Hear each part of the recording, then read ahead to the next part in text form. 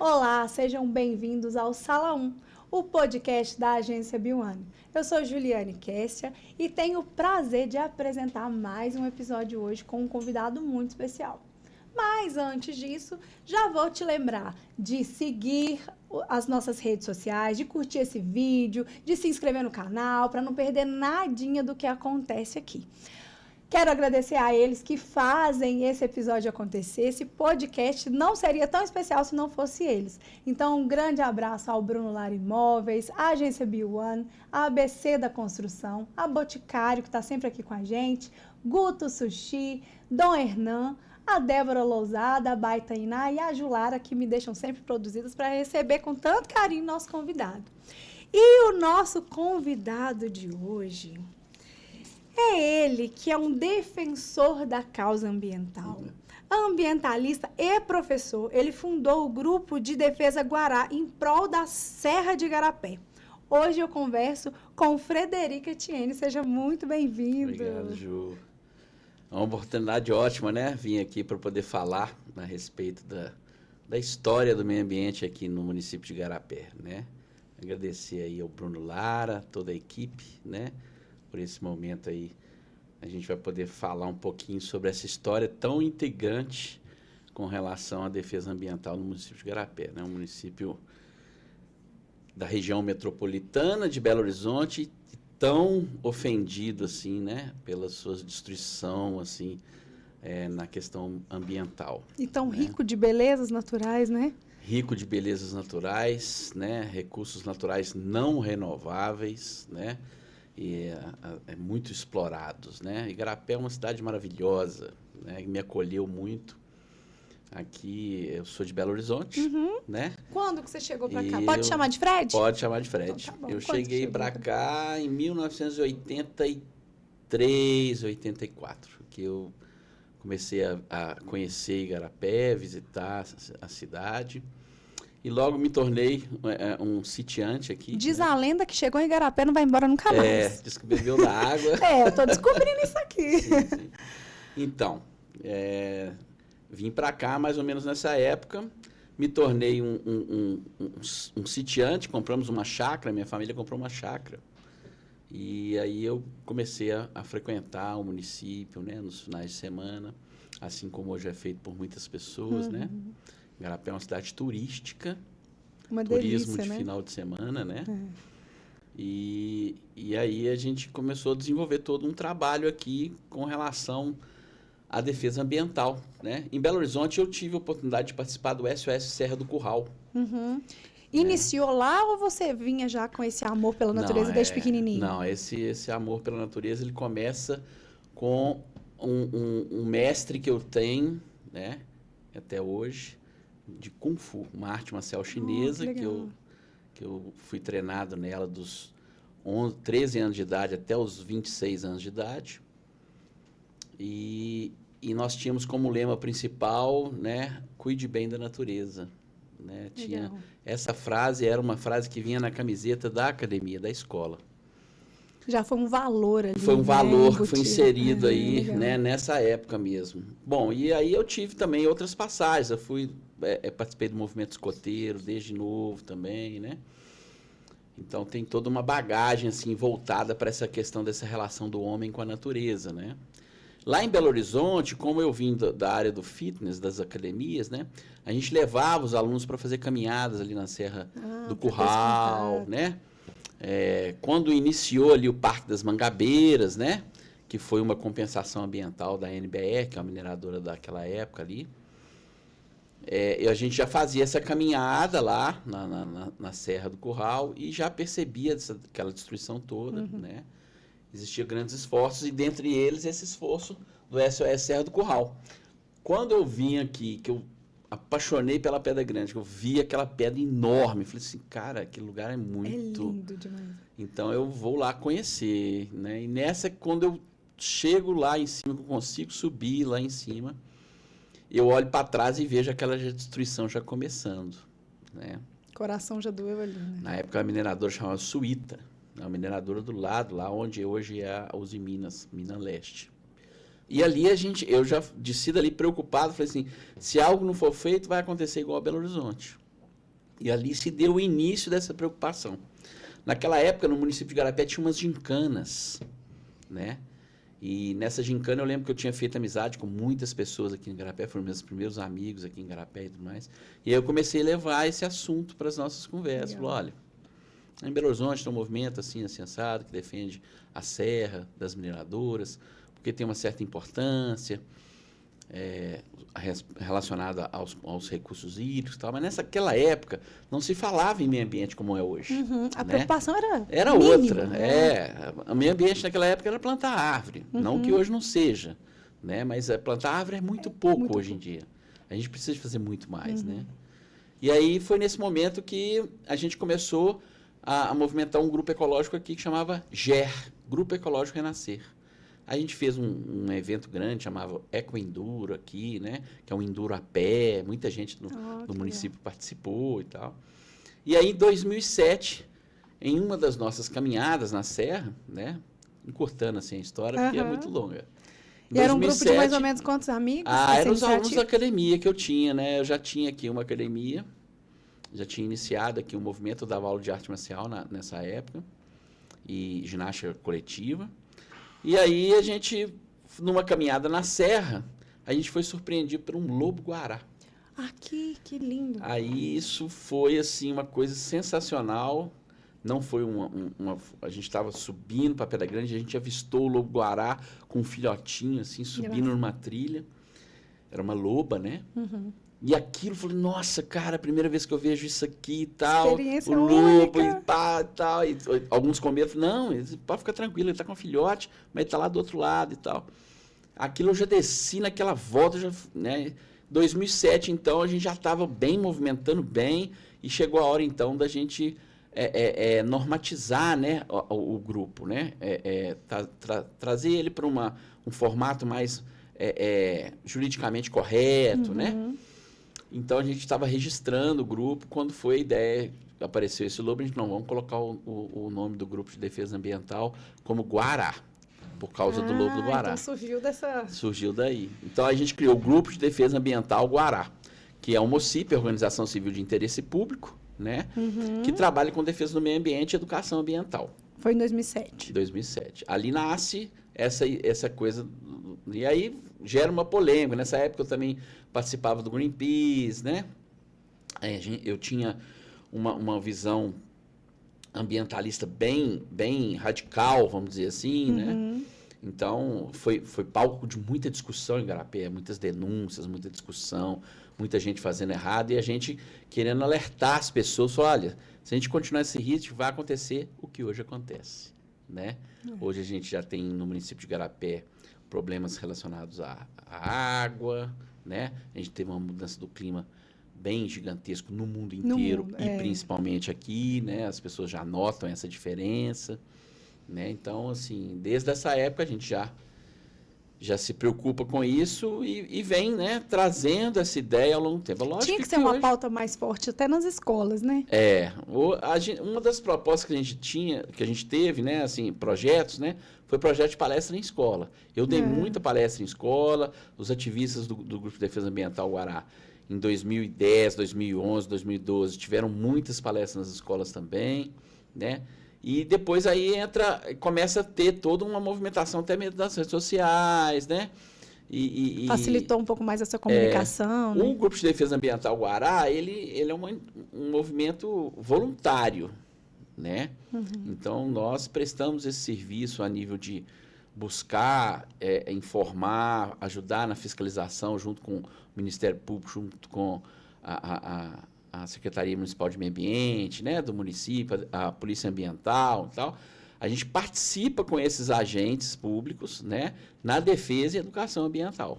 Então, vamos supor, se hoje tiver um voluntário que quer participar e contribuir, ele pode? Pode, através do Guará.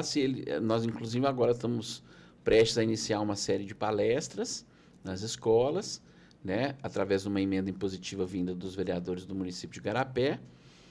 E a gente vai, então, ter esses ciclos de palestras. Esse ciclo de palestra, a gente tem todo um mecanismo de acionar as escolas, né?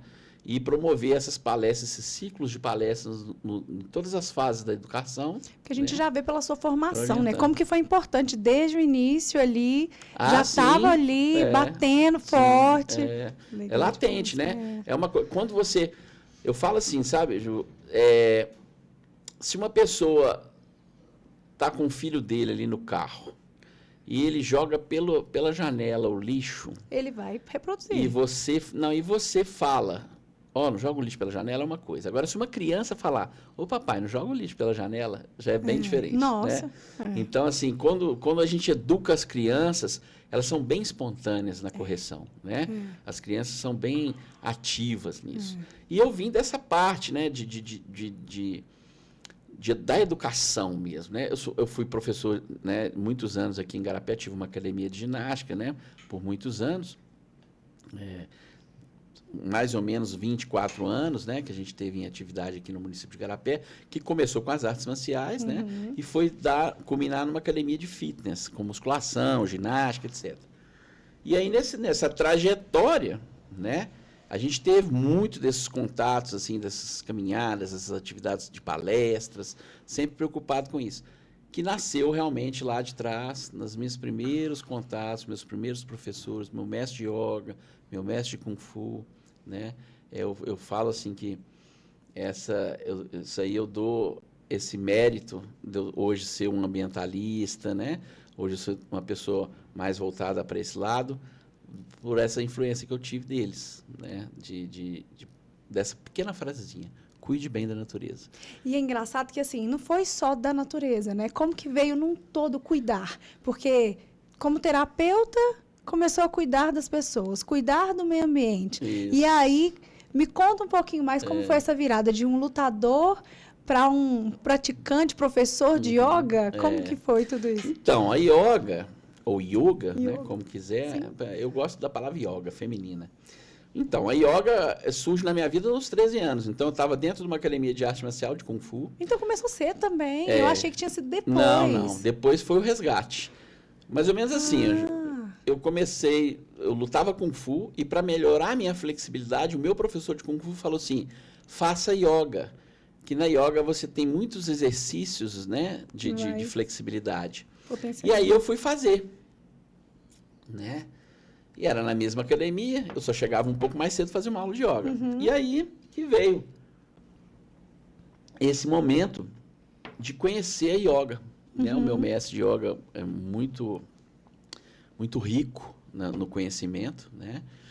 E foi onde aí por alguns anos eu pratiquei yoga, uns 3, 4 anos, né? Quando virei mais ou menos os 18 anos de idade. E é muito oposto, né? Luta e yoga, tipo... Mas tem tudo a ver. Dava para andar junto.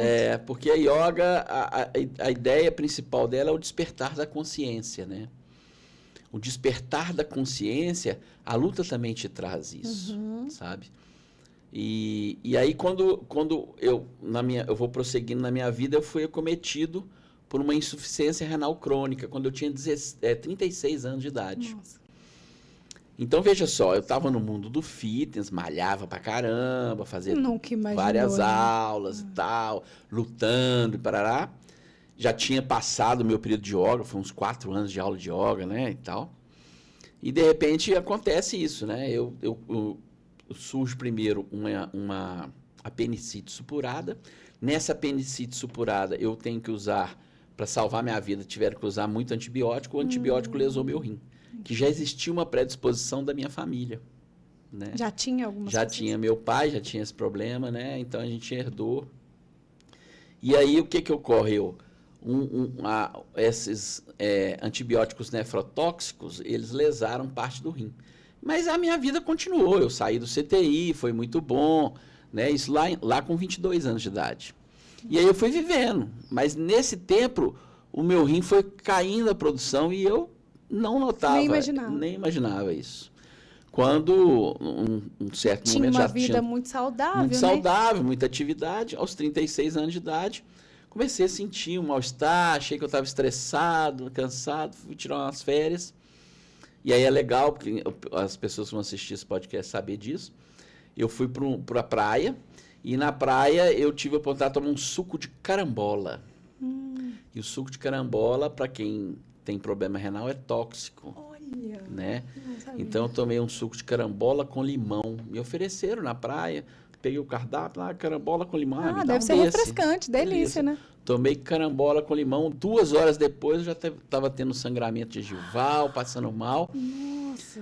Eu já tinha ido para a praia em busca de um relaxar, né? Descansar.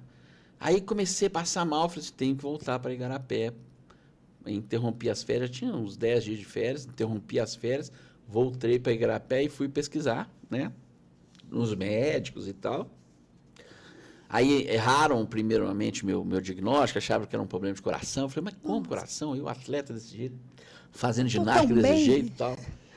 Aí que foi a conversa, né? Não, seu pai tem algum problema? Não, meu pai tem um probleminha de rim, tal. Aí eles começaram a investigar daqui, investigar dali, tal. Só, você precisa de fazer hemodiálise. Eu falei, hemodiálise? Eu? Vai fazer uma hemodiálise, isso aí vai passar. Aí eu fui fazer as primeiras sessões de hemodiálise e tal. E aí, com o tempo, ali, fazendo o tratamento já estava bem, sentindo mal e tal. Aí comecei a melhorar. E aí veio a notícia, né? A notícia pesada de que eu estaria dependente daquele tratamento até o final da minha vida. Né? Isso aí foi muito interessante. E não aí, tinha sim, a opção do transplante? Não, tinha a opção do transplante. Né? Aí sim, realmente, aí o Kung Fu e a Yoga estavam presentes ali, né? Porque o Kung Fu é luta. Luta é enfrentar o oponente, enfrentar o desafio, né? Enfrentar o momento, né?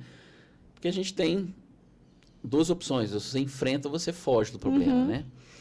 Então, não era nesse o caso, momento... né? nesse Porque momento... a doença a gente não pode, a gente tem que enfrentar, né? Nesse momento, foi extremamente desgastante para minha estrutura emocional, psicológica, né?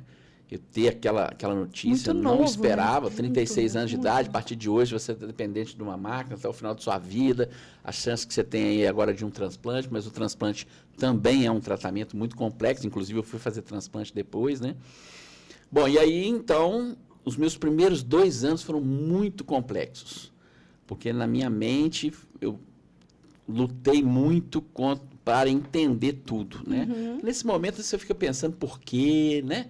Por quê? Porque o que eu fiz? Aí você tem uma carga dessa cultura emocional que a gente traz com a gente, né? Busca a culpa, a gente busca a culpa, o culpado, né?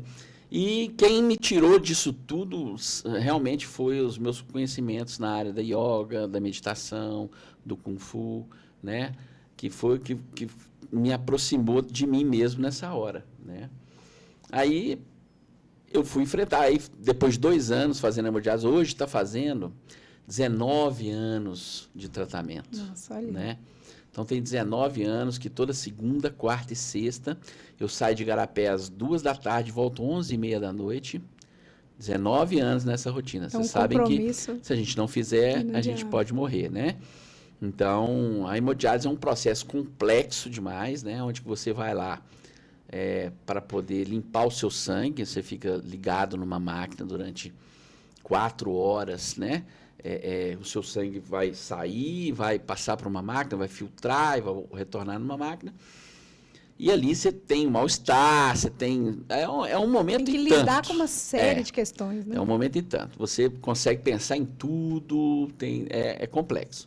Impactante, né? É um tratamento muito impactante. No entanto, na medida que você vai tendo habilidades com você mesmo, né? De compreensão, de lidar com a sua alimentação, de lidar com a sua... Porque muda tudo agora, Muda tudo, Não é qualquer tipo de alimentação, não é... Tem as fases que você tem que ficar sem comer, né? Alguns momentos de jejum para poder equacionar, né? Toda a estrutura metabólica, né? Como que está a acidez do seu próprio sangue e tudo mais. Você tem que ter um controle muito grande nesse sentido, né? E a frequência de exames de sangue também, ela é Todo grande? mês, né? Todo mês o seu sangue é avaliado. É uma clínica que é em Betim, que eu faço hoje. É uma clínica e lá eu também tenho um campo muito grande lá, né? Que aí também comecei a ser um defensor lá dos já abriu mais uma porta de uma causa. Já entrou mais uma causa. Fui sempre um ativista, né? Na parte do meio ambiente, na parte dos cuidados com os portadores de insuficiência renal crônica, né? Bom, então aí 2 anos depois eu fiz um transplante, não deu certo, É né? mesmo? Tive um erro médico, um erro bem grosseiro, trocaram o tipo de sangue, né? E me transplantaram com sangue errado.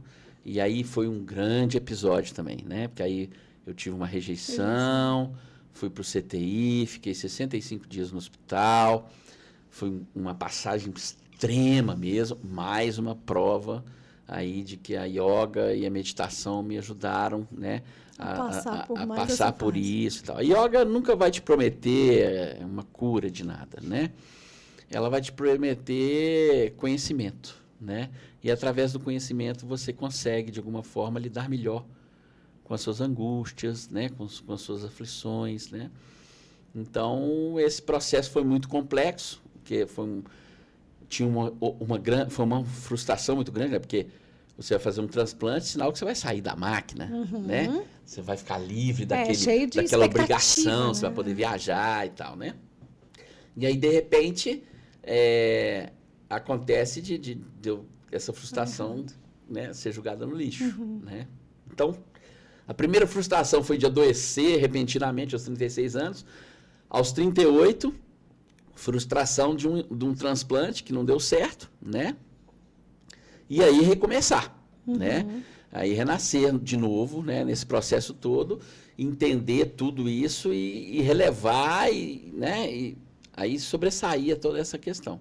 E aí, foi aí que veio o resgate da yoga. Não, o resgate da yoga, ela entra aí. E aí porque nesse momento que eu frustrei assim com o transplante que não deu certo, eu fui procurar meu professor de yoga. Meu professor de Kung Fu estava sempre junto comigo e tal.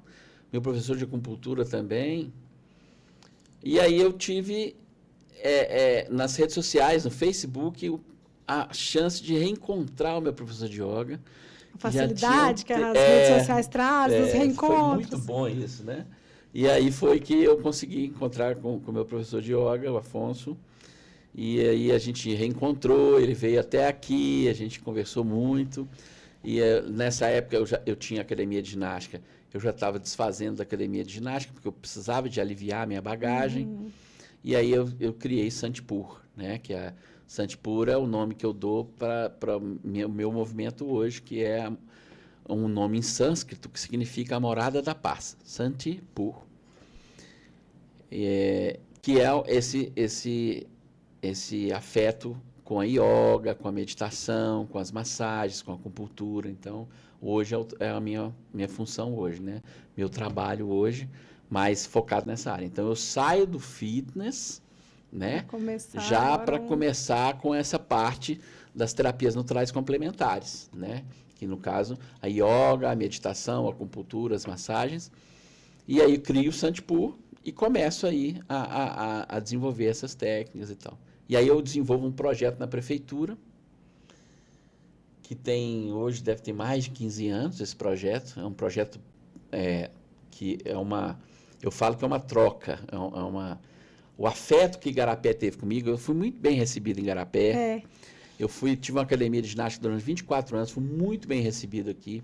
E eu aí, nesse momento, eu falei assim, cara, eu tenho que retribuir isso. E lá na minha academia, já tinha essa aula que a gente dava para terceira idade e tal. E aí eu resgato isso, né? E volto com esse projeto para a Prefeitura Municipal de Igarapé. É um projeto de parceria, a Prefeitura cede o espaço lá, né? E eu dou essas aulas gratuitamente, né? Em forma de retribuir para Igarapé tudo aquilo que Igarapé me deu. Eu senti essa carência assim, tremenda. Eu lembro que quando eu adoeci e tudo mais, né, várias pessoas me procuraram, falando, Fred, nós estamos fazendo orações, nós estamos rezando pela sua melhora e tal, né? Eu já tinha os grupos lá de terceira idade na academia. E aí eu vim e criei esse projeto, né? Dessa atividade de meditação. Acontece toda quarta-feira. E tem um público-alvo? Tem um público-alvo, que é o público da terceira idade. Né? Então, hoje nós temos lá, toda quarta-feira, de 8 da manhã... Esse é o projeto Meditare. O Meditare. Né? De 8 horas da manhã até 10 horas da manhã, a gente tem as aulas de meditação gratuita para todo mundo que quer participar. Não tem idade. Então não é exclusivo. Não é exclusivo da terceira idade. Legal. Ele não tem idade. a gente acolhe as pessoas, ensina as pessoas a sentar, respirar, se perceber, né? Trazer um pouquinho de atenção para dentro. Essa consciência é... Eu falo para as pessoas, sabe, Juliana, a gente vive muito para fora, né? Tudo muito corrido, né? Muito para o outro, muito para fora, né? E a gente realmente precisa de ter uns momentos que a gente tem que parar, pensar, refletir sobre a gente, né? Esse mundo de hoje, o sistema que a gente vive, né? Capitalista, consumista, competitivo, ele é movido pela vaidade das pessoas, né? E a vaidade é algo que corrói muito o ser humano, sabe? Você vai deixando de perceber o outro, né? Se a gente perceber hoje o tanto que de a gente... De se perceber, né? De se perceber de também. De se perceber, né? Porque... A gente vive num mundo, ou ainda mais hoje, com o mundo digital, né? Todo mundo mergulhado ali, né? E, naquele momento. Muito fácil de se tornar isso ou aquilo, né? A gente tem que, de alguma forma, ter esse momento onde você para, onde você respira, onde você se reencontra, trabalha o seu sagrado, né? Trabalha a sua intimidade de ser, né? O propósito da sua vida. Qual que é o propósito? O que eu estou fazendo aqui? Será que eu vim para cá só para ser um acumulador de coisas, né? Comprar um carro, comprar uma casa? Não, isso tudo faz um sentido, mas será que é só isso, né? E a yoga prega isso, né? Que nós estamos aqui em prol do outro. A gente está aqui em prol do próximo. Então, através disso, veio a ecologia interna. Isso. Me fala um pouquinho sobre isso, porque assim, quando eu ouvi pela primeira vez, né, vindo da sua pré-entrevista, eu falei, gente, que legal, nunca tinha escutado. Então, assim, achei muito interessante, acho que vale a pena a gente falar. E lá você fala um pouquinho, assim, de que depois das hemodiálises, a pessoa, quando ela não está passando por um tratamento, ela acha que ela é imortal. Isso. E eu achei isso tão fantástico, porque realmente a gente não sabe o dia de amanhã. E às vezes te fez refletir de uma maneira tão bonita e você trouxe para o outro, né? O tratamento de hemodiálise, ele traz a gente para uma realidade muito diferente, né, Júlia? É algo muito forte em que você está convivendo com a morte constantemente. Por que convivendo com a morte? Porque, por exemplo, em Betim nós somos 500 pacientes, né? E a gente tem um ciclo de vida muito intenso, de vida e morte, né? Hoje você está ali, você está com o seu colega, amanhã você passa ali, ele já não está mais, ele já transcendeu, já morreu. Nesse percurso você já perdeu muitas pessoas? Muitas pessoas. Aqui em Igarapé, eu já perdi, outro dia eu estava até comentando isso com um amigo meu, eu já perdi uma van inteira de colegas, são mais de 20 pessoas, né? Que já começaram a fazer o tratamento, porque o tratamento de hemodiálise é um tratamento terminal, né? Então, assim, a pessoa entra ali, ela sabe que a vida dela vai sofrer um impacto e vai cair na qualidade de vida, vai cair até que em algum momento ela venha a óbito, ou por conta diretamente do processo da patologia, ou por questão, assim, de uma outra patologia que ela tenha que vem. Eu, no meu caso, eu não sou hipertenso, não sou diabético.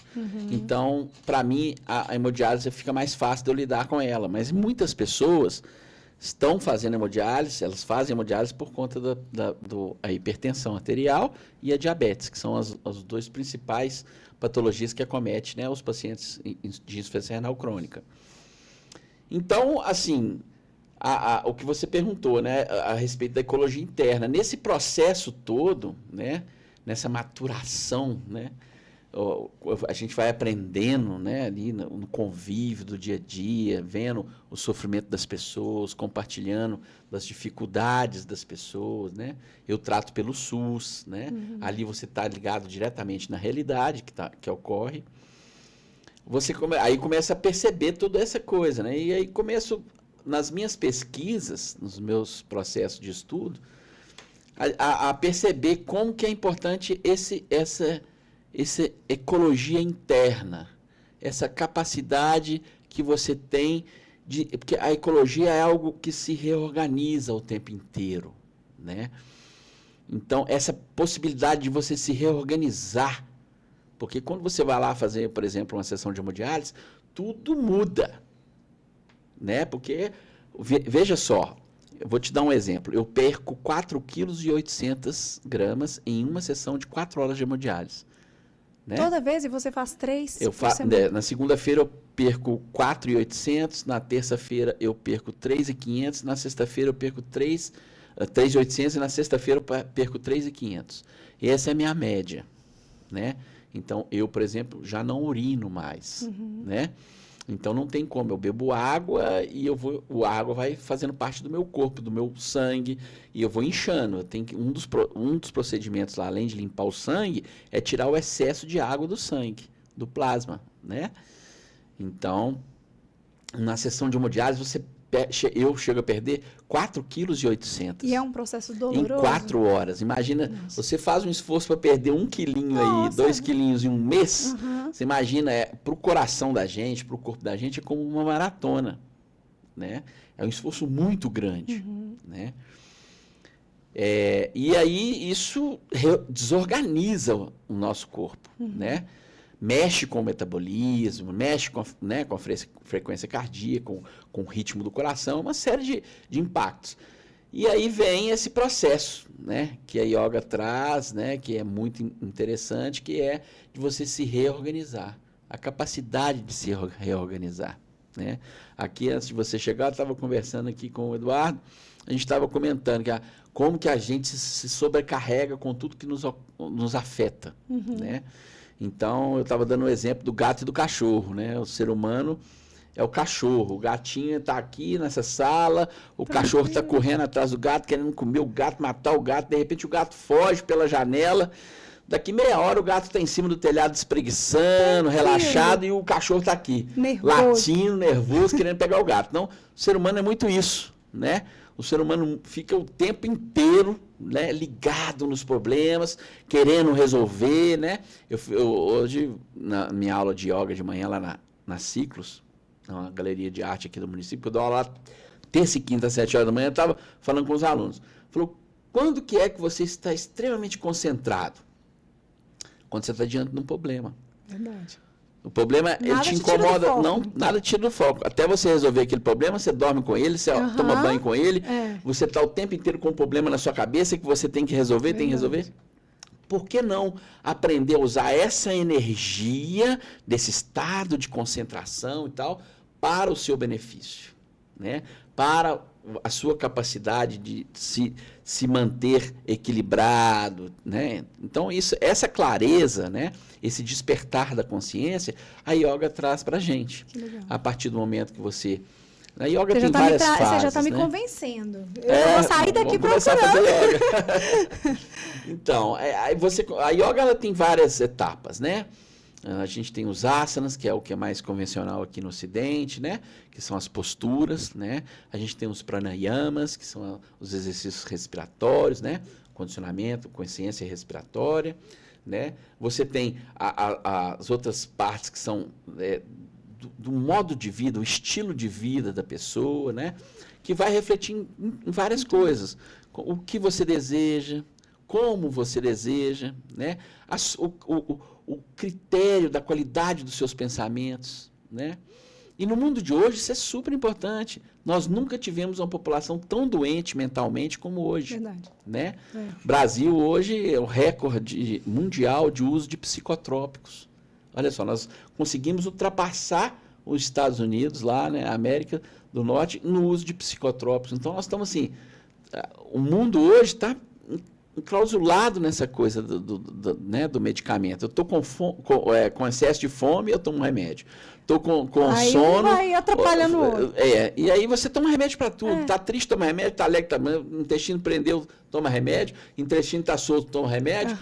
Estou deprimido, tomo remédio. Estou exaltado demais, tomo remédio. Aí você toma um que é para ficar deprimido, aí ele te dá muita euforia e você não dorme, você toma para dormir. Exatamente. E aquilo vai, né? Então, a nossa sociedade está muito doente. Muito doente. E você atribui, assim, o sucesso da sua longevidade à mente? Sim. A qualidade dos seus pensamentos, o seu status de resiliência, a sua capacidade de transformar a frustração, a sua capacidade de lidar com a angústia. Isso é muito interessante, né? Durante 4 horas de hemodiálise, você imagina, você fica ali... Você tem tempo demais para poder... Uma das coisas que você tem que fazer quando você entra para fazer hemodiálise é assinar o seu ponto lá, né? E aí tem uma brincadeirinha entre os pacientes, assim, às vezes é a última vez que você vai assinar o ponto. né?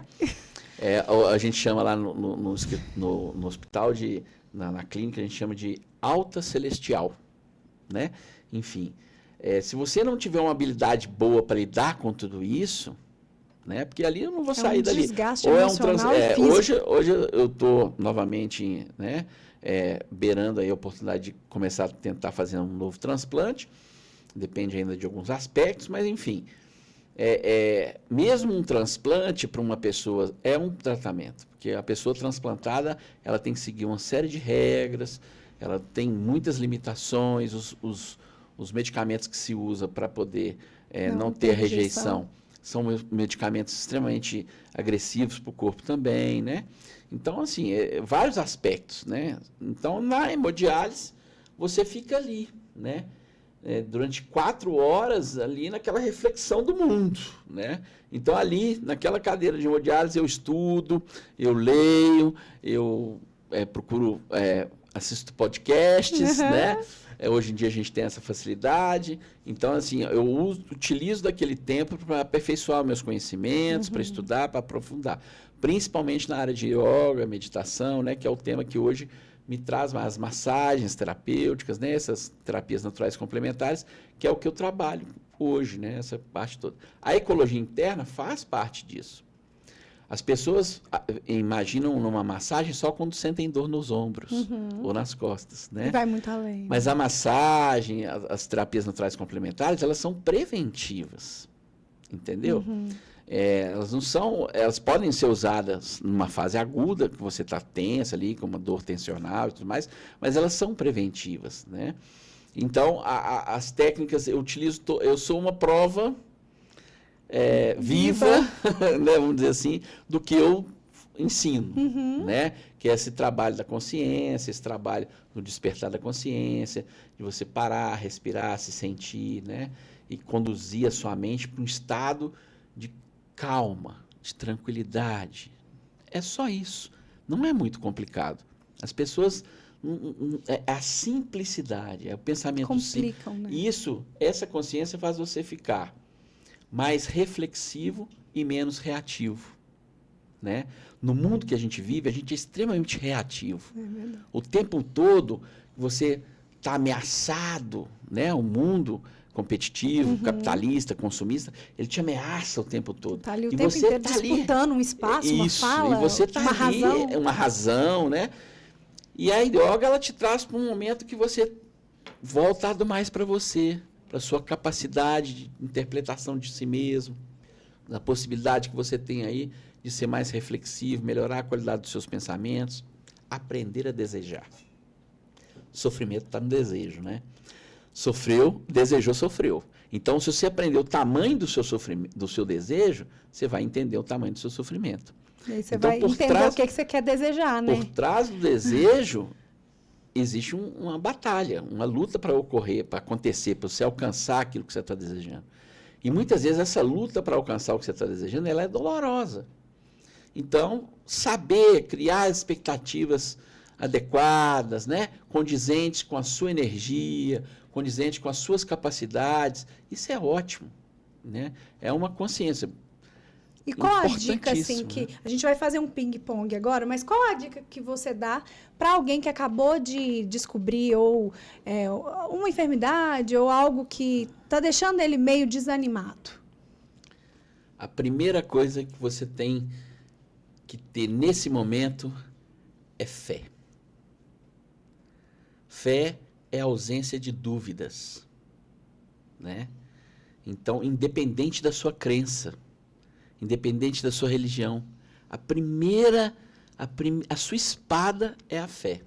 Fé é a ausência de dúvida. Ali nasce todo o novo propósito da sua vida.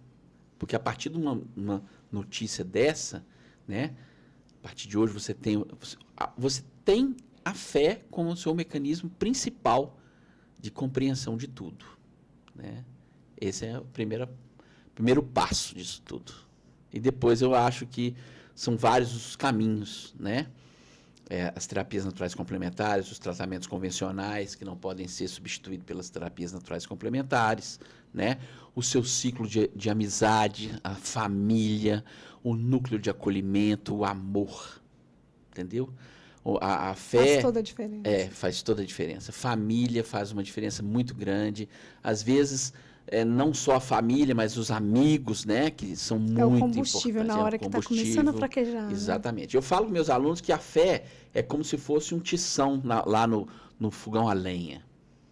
Ele vai perdendo, muitas vezes, a intensidade. Aí, de vez em quando, você tem que chegar lá e tem que soprar. Aí ele encandece, né?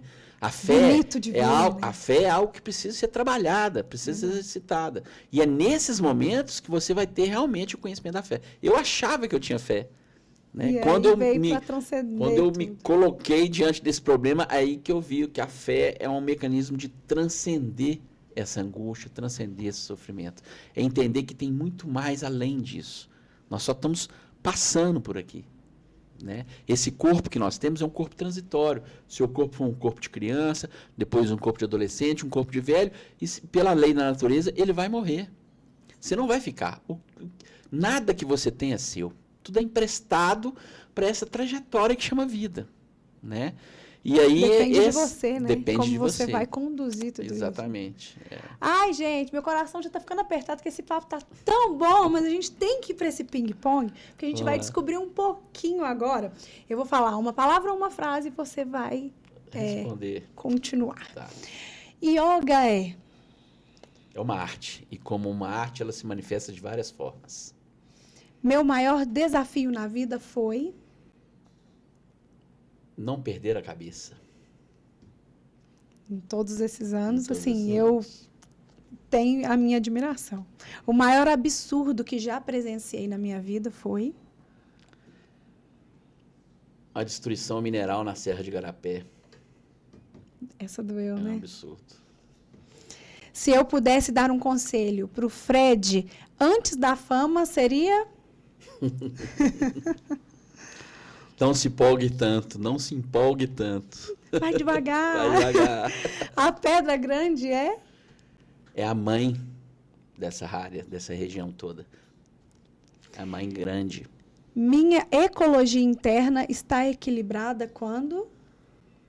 Quando eu respiro. Quando eu me encontro. Quando eu acesso o meu sagrado. Você faz isso muitas vezes no dia? Você traz isso para a sua consciência? Meditação é um estado de consciência. Meditação não é sentar somente e ficar respirando, fazendo on. Meditação é um estado de consciência. Né? Você treina através da prática de assentar, de respirar, de fazer os asanas da yoga. Mas a meditação, ela vai te levar para um estado de consciência. E com a prática, com o tempo, você vai estar o tempo todo ligado nesse estado de consciência. Que legal. É uma evolução É diária, uma evolução, né? é. Se um gênio da lâmpada pudesse realizar um desejo seu, qual seria? Que o homem fosse mais compreensivo com ele mesmo, né? Se entender, se enxergar. Se entender, se enxergar e amar o próximo. Eu acho que isso é o que falta muito hoje. Um sonho que você pretende realizar? Que a Pedra Grande esteja realmente segura da exploração mineral. Isso é um grande sonho. Vai chegar lá. Se eu pudesse acabar com algo no mundo, seria? A vaidade.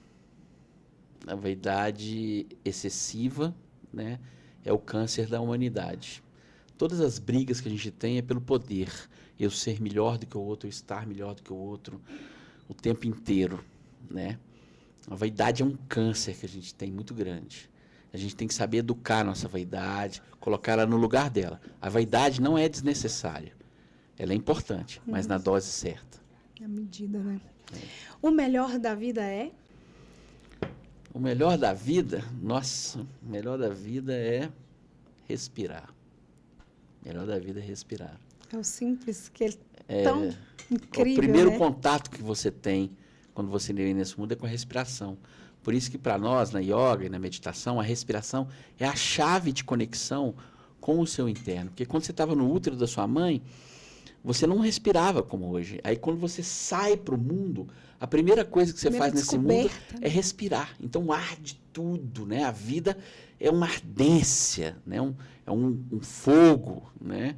Então respirar é muito importante. É o melhor da vida. Melhor. E o pior da vida? O pior da vida é não poder fazer tudo que você queria pelo outro. As limitações, né? A dificuldade que você tem de servir ao próximo como deveríamos servir, né? O propósito, na yoga a gente tem uma palavra chamada Dharma, que é o propósito da sua vida, né? Para que eu vim aqui? Qual que é o objetivo dessa vida? A pergunta inicial, né? Primeiro você entender que você não é esse corpo, você está nesse corpo.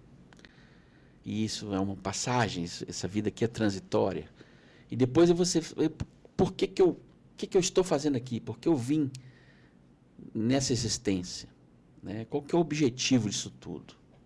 Será que é só passar por esse mundo sentindo os prazeres dos sentidos, olfato, paladar, visão, tato e audição? Ou tem algo mais além disso? Né? Então, acho que é por aí. O sucesso é? O sucesso é uma pedrinha. É uma pedrinha que incomoda, né? E o fracasso? O fracasso é o caminho livre. Né? O fracasso é o caminho livre, é o aprendizado. Né? O fracasso faz parte do processo. Aí, levanta. Né? E o amor? O amor é uma força suprema, né? O amor é algo que transcende tudo isso que a gente está falando. A vaidade, o amor é o que salva. Né? O amor é o que salva. A gente só vai... A salvação só vem pelo amor. O amor a Deus, o amor ao próximo. Ela vem pelo amor. É o contrário, por exemplo, a meditação budista medita no vazio. Na yoga a gente medita no cheio, a gente medita no amor. Sabe o que é legal, Fred? De todas as pessoas que passam por aqui, sempre quando eu chego nessa parte que eu pergunto do amor, todo o semblante muda. É muito engraçado como que o amor, ele inunda até de ouvir a palavra. Sim. É engraçado como tem um forte, poder, né? É muito forte. Muito forte. Muito forte. A frase da sua vida é... Já parou para pensar nela? Ai, não tem como não ser, cuide bem da natureza. A gente começou assim. Eu comecei assim, né? Assim. Desde criança, né? Com essa frasezinha que foi um presente que o meu mestre deu para mim. E é isso, cuide bem da natureza. Plantar árvores não é o suficiente. É né? só o início, é talvez. É muito mais do que isso, né? Fred, eu quero te agradecer muito. Ai. Foi incrível o nosso momento aqui. Quero te presentear com a nossa caneca. A gente brinca que aqui não é o jornal, mas a gente tem a nossa caneca especial para você guardar e lembrar da gente. Foi um bate-papo super enriquecedor e eu desejo muita saúde para você em primeiro lugar e muito sucesso em tudo que você se propuser a fazer, porque a gente já tem visto isso aí, né? Conhecendo um pouquinho da sua história. Muito obrigado. Eu tenho que agradecer aqui, né? Fica à vontade. A Bione, ao Bruno, ao Eduardo, né? Toda a equipe. Muito obrigado aí pelo acolhimento, pelo carinho, pela oportunidade. Ariel. Quero te agradecer também por ter acompanhado a gente até aqui. Foi um bate-papo muito legal e eu quero que vocês sempre comentem aí quem vocês querem ver nos próximos episódios. Mas antes disso, curtam, comentem, compartilhem, se inscrevam, ativem o sininho aí para não perder nada.